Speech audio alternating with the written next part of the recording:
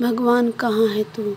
सृष्टि का निर्माण करने के बाद इस सृष्टि के रचनाकार या कहें विधाता एक बड़ी दुविधा में पड़ गए। दुविधा और परेशानी का कारण उनके द्वारा बनाए गए इंसान के साथ कुछ भी बुरा होता तो वे सृष्टि के रचनाकार को ऊपर देखकर चिल्लाते, अपना भड़ास निकालते थे।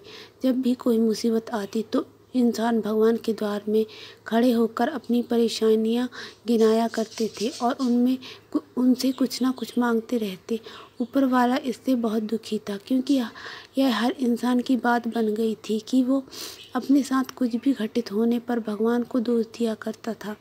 इन सभी समस्याओं के निवारण के लिए एक दिन सृष्टिकर्ता ने अपने सभी देवताओं की बैठक बुलवाई और उन्होंने सभी देवताओं से कहा, देवताओं, शायद मैं मनुष्य की रचना करके बहुत बड़े संकट में पड़ गया हूँ। कोई ना कोई इंसान हर समय दुखी होकर मुझे सब जगह ढूंढता रहता है और वो मुझ तक पहुंचकर अपनी सारी परेशानियां साझा करता है, और इसी कारण ना तो मैं सही से ध्यान कर पा रहा हूँ और ना ही शांतिपूर्वक रह पा रहा हूँ।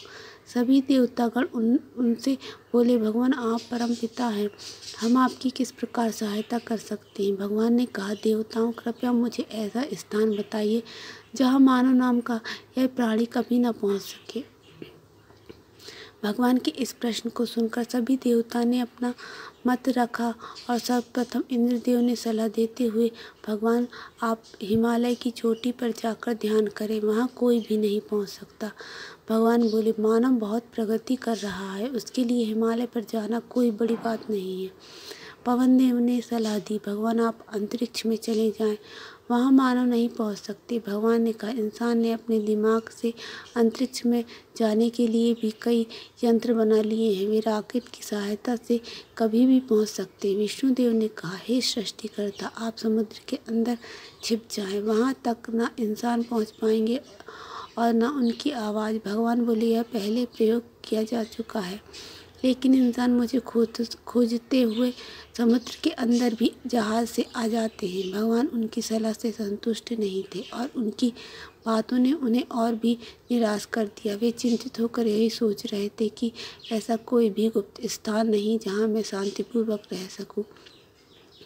अंत में बुद्धिमान गणेश ने कहा, भगवान, आप इंसान के हृदय में निवास कर जाइए। मनुष्य आपको सभी जगह ढूंढते हुए फिरता रहेगा, लेकिन अपने हृदय के अंदर झांककर कभी भी नहीं देखेगा। सृष्टिकर्ता को गणेश जी की बात समझ आ गई और उन्होंने कहा, गणेश, अब से जो भी इंसान मुझे ढूंढता हुआ जगह जगह भटकता रहेगा और मुझे दाएं बाएं, ऊपर नीचे, पहाड़ पर्वत, आकाश पाताल सभी दिशाओं में ढूंढेगा, वो मुझ तक कभी भी नहीं पहुंच पाएगा और ना ही उसकी आवाज़ कभी मुझ तक पहुंचेगी। लेकिन जो इंसान मुझे खुद के अंदर और दूसरों के अंदर रखेगा, उसे ही मैं मिलूंगा और उसकी आवाज़ सुनूंगा। ऐसा कहकर भगवान मनुष्य के हृदय में जाकर बैठ गए, निवास करने लगे। लेकिन इंसान आज भी उन्हें अपनी अंतरात्मा में खोजने की बजाय अन्य जगह में ढूंढता हुआ मारा फिर रहा है।